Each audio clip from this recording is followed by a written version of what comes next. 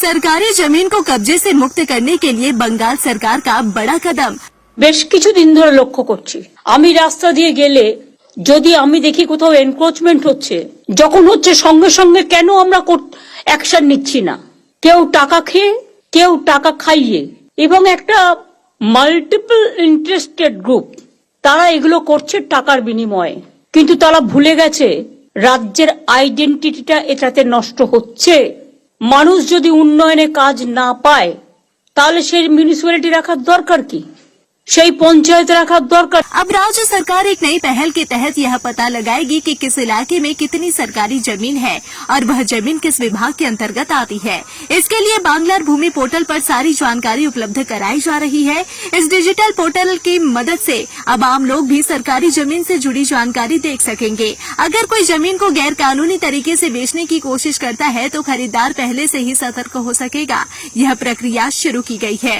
भूमि और भूमि राजस्व विभाग की ओर से सरकार का उद्देश्य है सरकारी संपत्तियों की रक्षा और अवैध कब्जे पर लगाम लगाना। सरकारी जमीन पर जबरदस्ती कब्जा रोकने के लिए नबार्ड ने बड़ा कदम उठाया है। अब बंगाल के भूमि पोर्टल पर सरकारी जमीन से जुड़ी हर जानकारी मौजूद रहेगी। किस जिले में किस विभाग के अंतर्गत कितनी जमीन है यह भी साफ तौर पर उल्लेख किया जाएगा।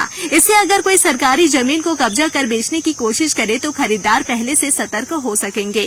सरकार का मानना है कि पारदर्शिता बढ़ने से जमीन से जुड़ी धोखाधड़ी और विवादों में कमी आएगी, साथ ही सरकारी जमीन की सुरक्षा भी सुनिश्चित की जा सकेगी। नबार्ड की ओर से जिलाधिकारियों को निर्देश दिया गया है कि वे अपने इलाके की सारी जमीन की पूरी रिपोर्ट तैयार कर अपलोड करें।